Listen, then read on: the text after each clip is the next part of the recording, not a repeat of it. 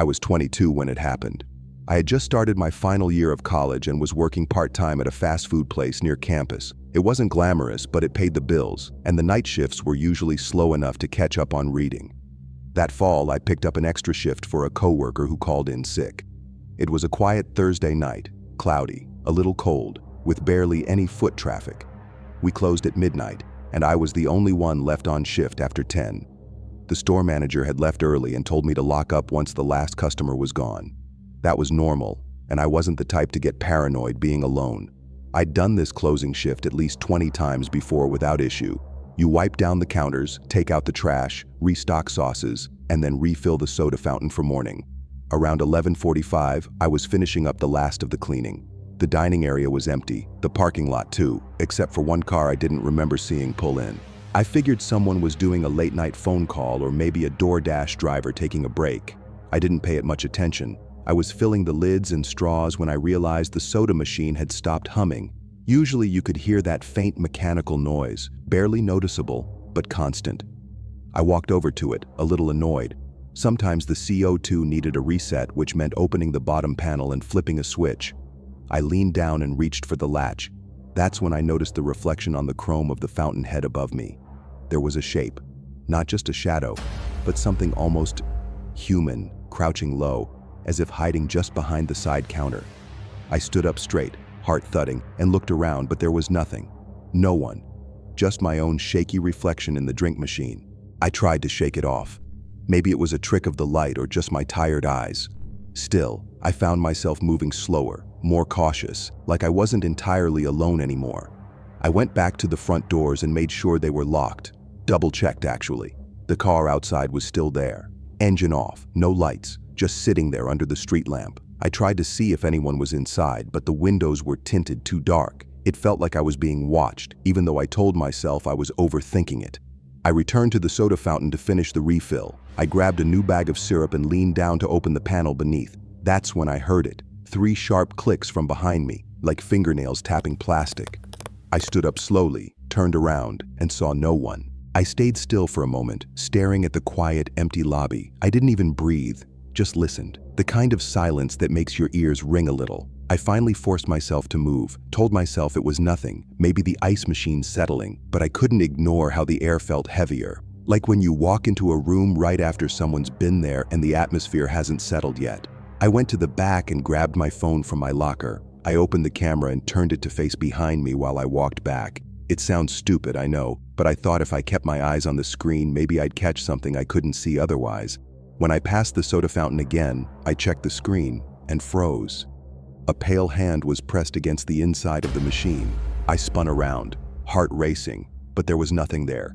Just the machine, silent and still. I checked it thoroughly, opened every panel, even shined my phone light up the spouts. It was impossible for anything or anyone to be in there. Still, the chill running through me didn't go away. I didn't want to be here anymore. I texted my manager and said everything was done and I'd locked up early. No reply, but I was too uneasy to care. I just wanted to get out, get home, and forget I ever saw that handprint. When I stepped outside, the car was gone. No engine sound, no lights, just gone, like it was never there to begin with. That creeped me out more than if it had still been there. I locked the door, turned around, and for a second, thought I saw someone inside the building. I blinked and looked again. Nothing. The lights inside were dimmed now, and the reflection of the parking lot lights danced across the windows.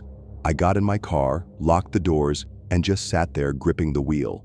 I should have driven off right away, but something held me there. Something didn't feel finished. I checked my phone, still no message from my manager, no missed calls. But my camera app was open, and the last photo was a shot of the soda machine, except I hadn't taken it. And there was something crouching beside it in the image. It looked like a person, pale, thin, almost folded into itself, hiding just out of view. I couldn't see a face, just knees and hands and the curve of a bare shoulder. My hands were shaking. I didn't remember seeing anything when I walked past it. I started my car and pulled out of the lot, but the roads felt eerily empty. No headlights, no movement, like the world had paused just for me. I kept glancing in the rearview mirror, expecting that dark car to be there, but there was nothing. Just the faint orange glow of the street lamps. Halfway home, I decided to delete the photo. I didn't want to look at it again. But when I opened my gallery, it wasn't just one image anymore. There were 4, each one taken at different moments in the store from different angles, and I hadn't taken any of them. The last photo made my blood run cold. It showed me standing in front of the soda fountain, but something was crawling out of it, something that looked too thin to be human. Its arms were long, bent wrong, its face was blurred out, but it was looking at me. I drove straight home, barely remembering the streets I took. I parked, locked my doors, ran inside, and shut every light on. I should have called someone, but what could I say? There's something living in the soda machine at work? No one would believe me.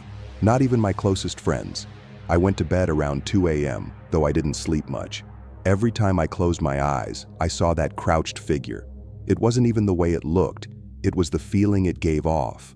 Like it wasn't just hiding, it was waiting. By morning, the pictures were gone. My gallery was completely empty. Even the older ones from before that night had vanished. I checked cloud backup. Nothing.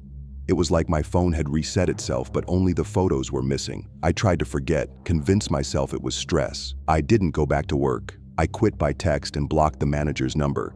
They never followed up. I found another job a few weeks later, something totally different, far from food service. But every time I pass by a fast food place now, I feel uneasy. I've stopped drinking from soda fountains altogether. I only use cans or bottles. It might sound paranoid, but I just don't trust them anymore. Sometimes I catch myself staring too long at the machines in gas stations or food courts, waiting for movement, listening for the humming to stop. And here's the weirdest part. Last week I got an anonymous text. No message, no number, just a photo, a blurry image of a soda machine, my old store, and something crouched beside it. Same posture, same shape, still waiting. If you enjoyed this story, be sure to like, share, and subscribe.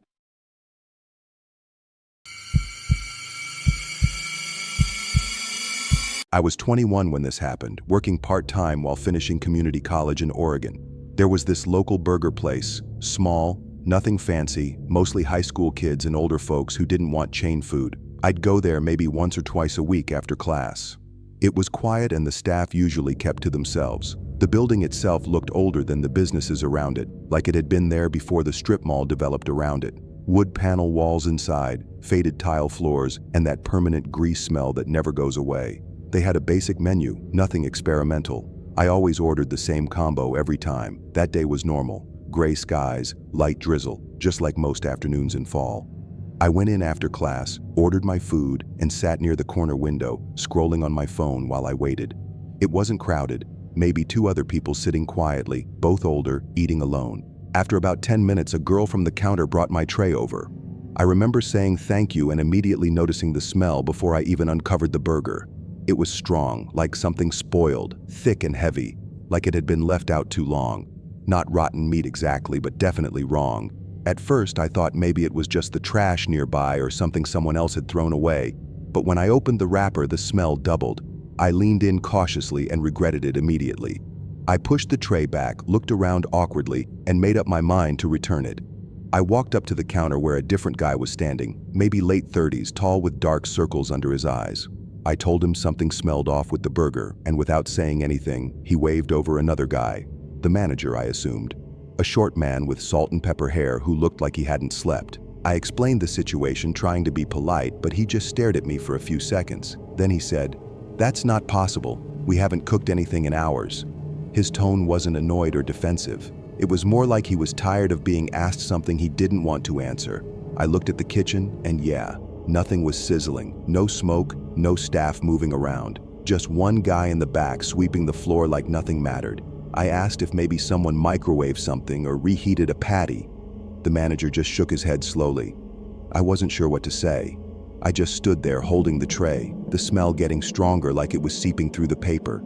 He didn't offer to replace it, didn't say sorry, just stared at me until I finally said, "All right," and walked back to my seat, feeling uneasy. I sat back down with the tray still in front of me, unsure what to do. The burger smelled worse now, like it had been pulled out of a damp attic. I didn't touch it, didn't even unwrap it further. My appetite was gone, replaced by this tight feeling in my chest. I kept glancing at the front counter. The manager was gone, and the cashier had stepped away too. The other customers had left without me noticing. I hadn't even heard the door chime.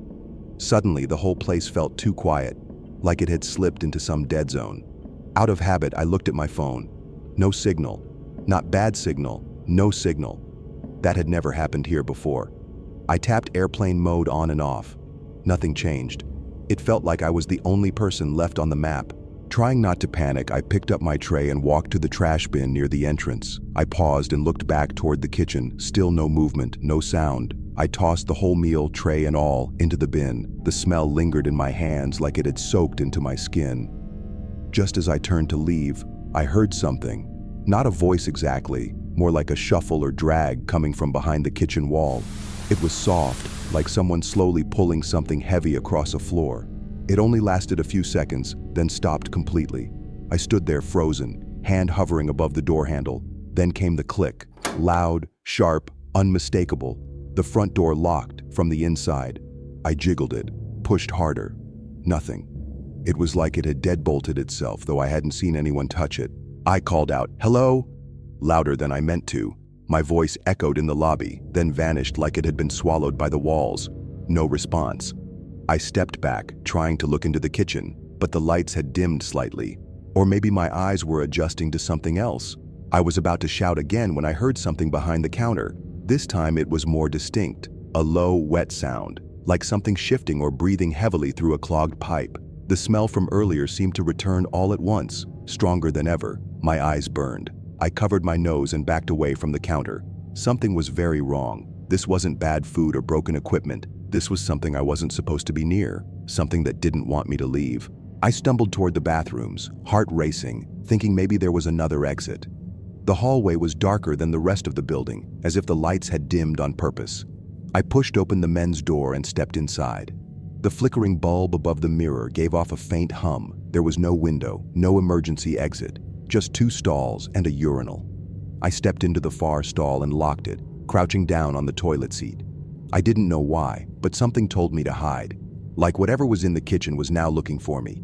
Then came the footsteps. Soft, slow, dragging, not like sneakers or boots. Bare, wet feet slapping gently on tile. I clamped my hand over my mouth. The sound paused near the sinks, then moved toward the stalls one step at a time. I could see its outline through the stall crack. Not a person. Not exactly. It was too tall, its limbs too long, and its skin, slick and pale, seemed to shimmer in the flicker of the light. It tilted its head, listening. I didn't move, didn't breathe. A low noise came from its throat, like a croaking moan mixed with a gurgle. I thought I was going to pass out. Then, just as suddenly, the thing turned and walked out of the bathroom. I waited until I couldn't hear it anymore. I slipped out, as quiet as I could, and crept back into the lobby. The front door was still locked, but the side emergency exit had a faint green glow now. Maybe it had unlocked. I rushed toward it, praying it wasn't just a trick. I pushed the door. It gave way with a creak, leading into a narrow alley between 2 buildings. I ran, not caring about the direction, only that I was outside. The air felt thick, like I'd stepped into a fog. The street beyond was dark, too dark for this part of town. I looked back only once. The restaurant windows were dark now. No lights, no movement, just a black shell, like it had never been open. I kept running until I hit a gas station about 6 blocks down. A man at the register asked if I was okay. I didn't know what to say. I just asked for a phone. Mine still had no signal. I called my cousin to pick me up. When I asked the clerk about the fast food place, he gave me a weird look, said that location had been shut down for over a year. I've never gone back. A few weeks later, I tried looking it up online. Google Maps still showed it open. Reviews were recent, too recent. All of them mentioned the burger tasting like mold, like damp earth, like something that should never be eaten. One review simply said, "It's still hungry." I deleted my history and blocked the address. I don't know what that place was, but I know I walked into something I wasn't supposed to find, and it almost didn't let me leave.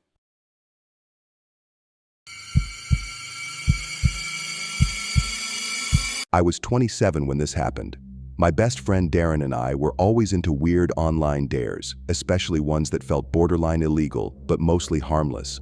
One night we stumbled across a TikTok trend where people were sneaking into places after hours and spending the night. It sounded dumb, but also like something we could pull off. There was an old fast food chain near our campus that had shut down temporarily for renovation. The light still worked, and the signage hadn't been taken down yet, so it looked open from a distance. Darren joked that it was haunted by cold fries and minimum wage trauma. We laughed but decided it was perfect. We waited until after 11 p.m., then hopped the back fence where delivery trucks usually dropped supplies. The rear door had a small gap near the latch, and with a flathead screwdriver it popped open with barely any effort. Inside, it smelled like fryer grease and mop water, stale but familiar in a weird way. We explored quietly, phones out, recording everything for content. The front lobby still had chairs stacked on tables, ketchup packets spilled like confetti on the floor. Darren kept saying, "This is too easy. It's like they want us in here." I told him to shut up, but I had that weird feeling too. The cameras were already disconnected. Wires dangled uselessly from plastic mounts. We set up sleeping bags in the back room, near where the office and freezer doors were. Darren propped his phone on a milk crate, hit record, and said, "If we get murdered by a fry-cook ghost, tell my mom I tried." I rolled my eyes. For the first hour, nothing really happened. We ate snacks, made dumb jokes, and talked about the viral potential. Around 1 a.m., Darren said he swore he heard a chair scrape out front. I paused, listening, but all I heard was the hum of the vending machine compressor near the back. I figured it was just the building settling. It was old and empty after all. But then, about 10 minutes later, we heard it again. Scrape, like metal legs dragging slowly across tile. This time it was louder and definitely coming from the lobby. Darren and I looked at each other. He mouthed, "Did you hear that?" And I nodded slowly. He picked up his phone and tiptoed toward the front, trying not to step on ketchup packets or broken straws. I stayed back, half crouched near the office door, my heart ticking up a few notches. That sound hadn't stopped. The chair scraping sound moved again, almost rhythmically now, like someone was dragging it around deliberately. But we'd locked the door. I knew we had, unless someone was already inside.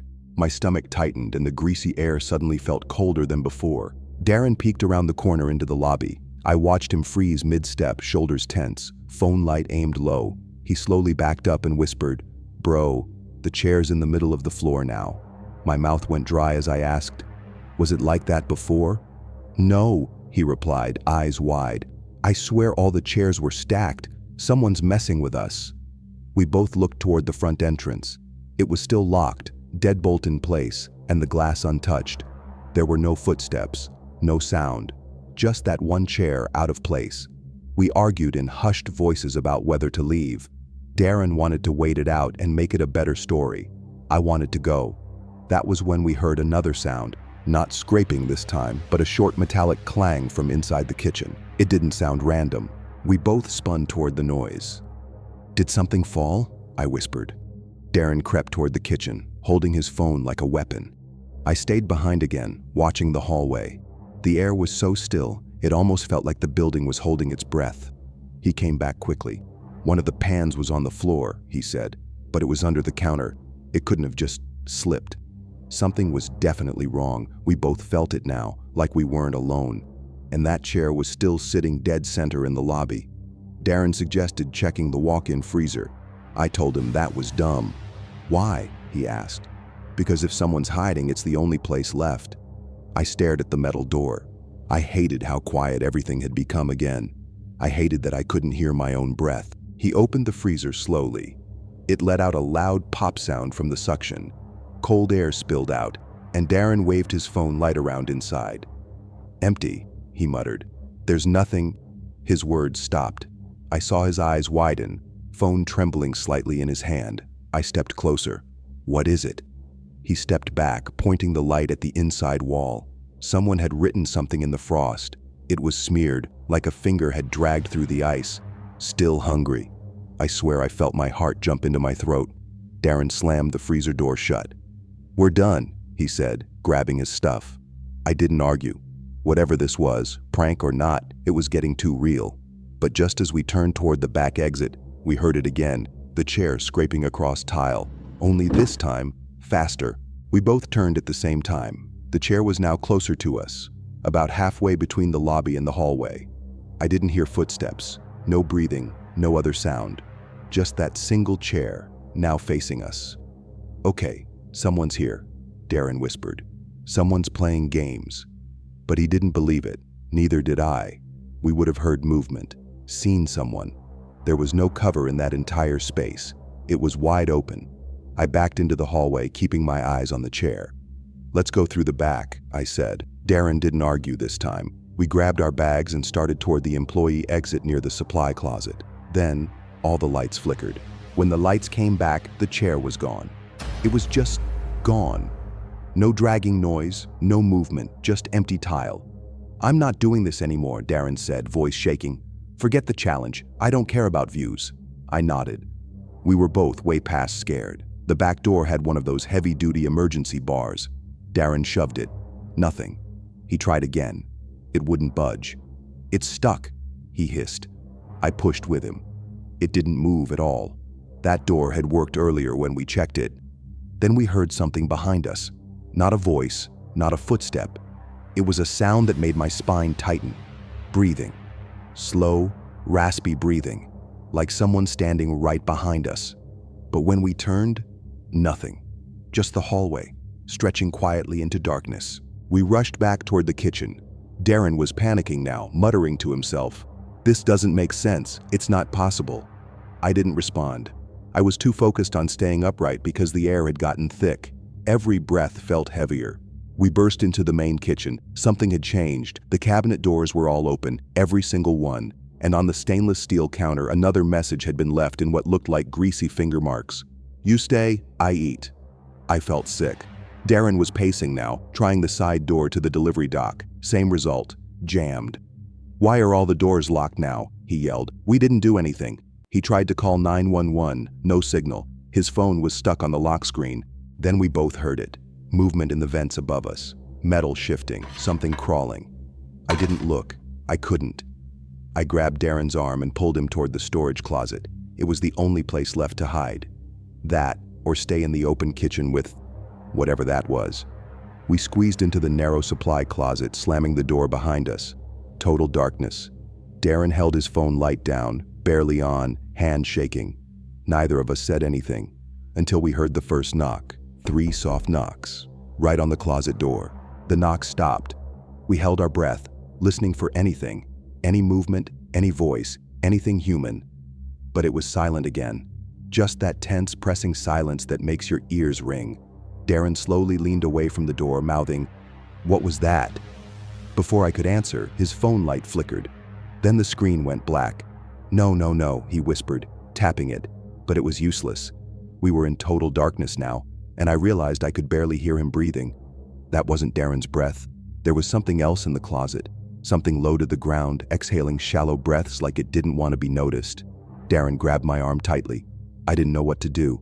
If we stayed still, maybe it wouldn't know we were there. We bolted, slammed the closet door open and ran, out of the hallway, past the flickering lobby, through the main dining area. That's when I noticed something horrifying. Every chair was facing the same direction. Not toward the kitchen, not toward the door, but toward the bathroom hallway. "Nope," I muttered. "Nope, nope, nope." Darren followed as we ran to the front door again, still locked.